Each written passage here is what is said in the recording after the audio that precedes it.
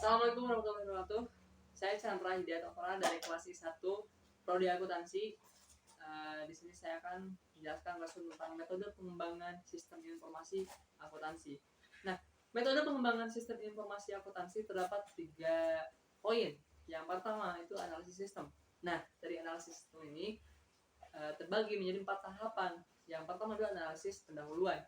Dalam poin ini, jika suatu perusahaan memiliki departemen sistem informasi ruang lingkup pekerjaannya dalam pengembangan sistem, tentu akan ada permintaan terlebih dahulu dalam surat tertulis yang diberi judul permintaan jasa pengembangan sistem informasi. Dalam surat itu tertulis mengenai ringkasan, pekerja, hasil, dan lain-lain.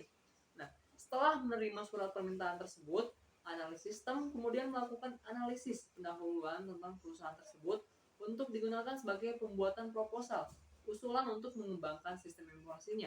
Dalam proposal tersebut, maksud dan tujuan dibuatnya itu adalah untuk menjelaskan pikiran baik dari pemakai dan juga dari analisis sistem.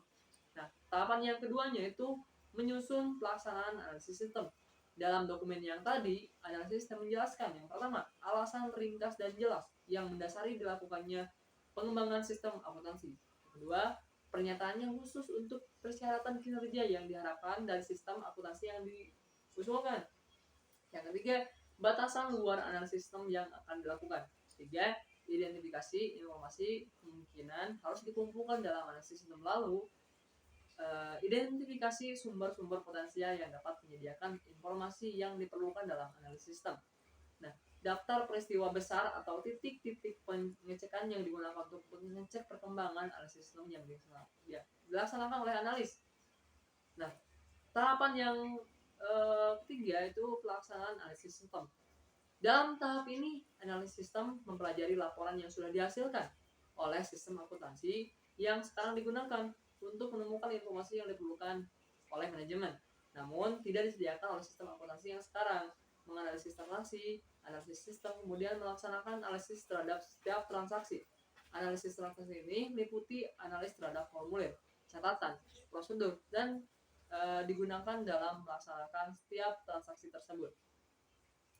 Untuk setiap transaksi yang dilaksanakan perusahaan, analisis sistem mengumpulkan informasi mengenai unit organisasi yang terkait dalam transaksi, formulir yang digunakan, sistem otoritas di dalam pelaksanaan transaksi, catatan akuntansi yang digunakan mencatat transaksi, dan yang kelima, prosedur melaksanakan transaksi. Nah, untuk tahapan terakhirnya itu ada penyusunan laporan hasil analisis sistem. Hasil dari proses analisis sistem tertuang pada bentuk laporan tertulis yang disebut dengan laporan hasil analisis yang dibuat oleh analisis sistem dan diserahkan kepada pemakai informasi. Laporan ini berisi temuan-temuan yang diperoleh dalam proses analisis seperti temuan permasalahan yang ada di sistem informasi yang tengah dipakai dan di temuan-temuan lainnya. Nah, terus ada sekarang masuk ke poin 2, desain sistem. Desain adalah proses penerjemahan kebutuhan pemakai informasi ke dalam alternatif rancangan sistem informasi yang diajukan kepada pemakai informasi untuk dipertimbangkan.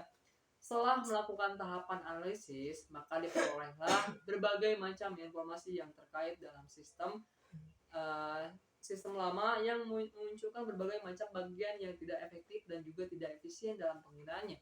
Data tersebut akan menjadi acuan untuk pembuatan desain sistem beberapa alternatif desain yang baru oleh si analisis untuk diajukan kepada pemakai sistem.